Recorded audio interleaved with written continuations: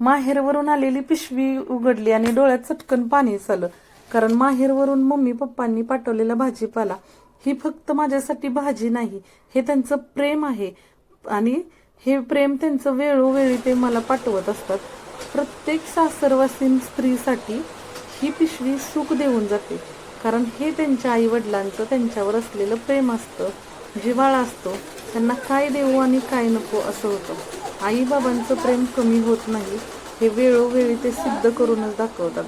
कारण मुलींना आवडणारी प्रत्येक वस्तू ते आठवणीनं त्यात टाकली जाते आणि एखादी वस्तू राहू नये त्यासाठी त्यांचा खूप प्रयत्न चालू असतो.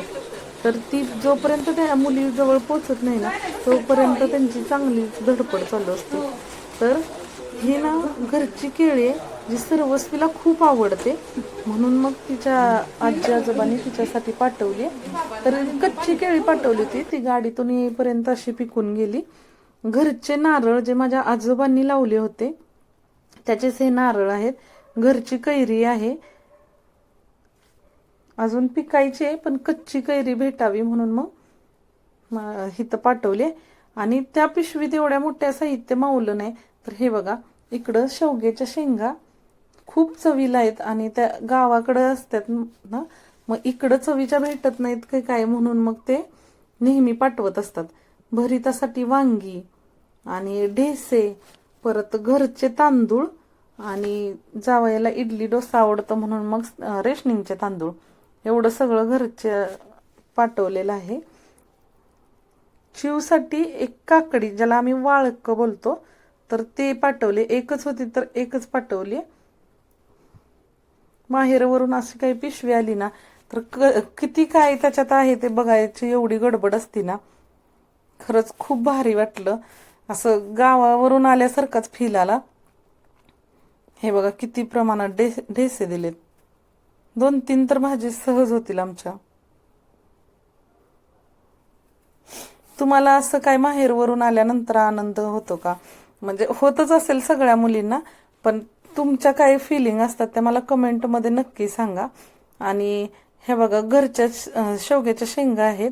सर्वस्वीला आवडतं, ती फिश म्हणून खाते ते, तर तिच्यासाठी पाठवलेत.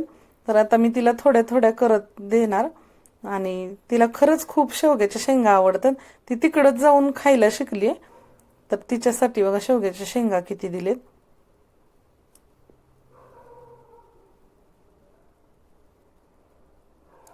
असं माहेरचा वानवळा मिळणं पण खूप भाग्याची गोष्ट आहे.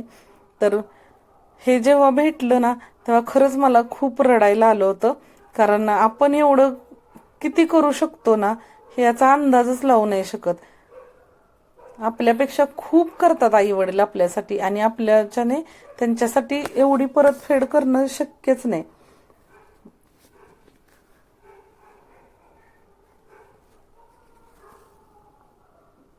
हे बघा, रेशनिंगचे तांदूळ पाठवलेत.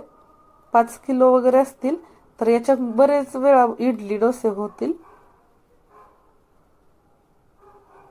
आणि त्यानंतर हे बघा, माझ्या पप्पांनी घरच्या शेतात पिकवलेले आमचे तांदूळ, इंद्रायणी तांदूळ आहेत.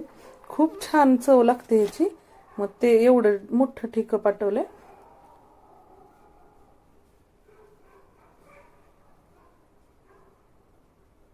इकडं चिवची मस्ती कशी चालली आहे बघा पणजी सोबत.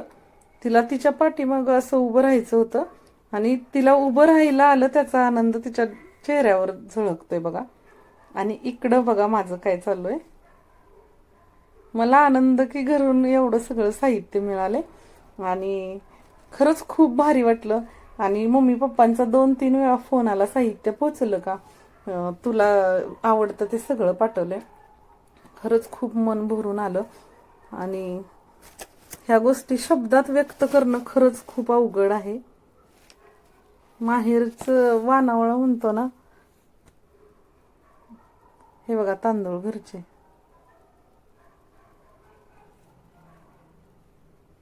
या तांदळाची सवय झाली आहे म्हणून मग पप्पा नेहमी पाठवत असतात थोडे थोडे.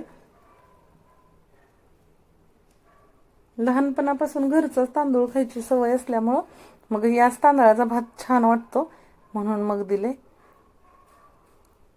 तर तुम्हाला आवडतं का असं माहेरवर? ते मला कमेंटमध्ये नक्की सांगा. आणि तुम्हाला जर माझे व्हिडिओज आवडत असतील तर लाईक, शेअर आणि सबस्क्राईब करा. थँक्यू.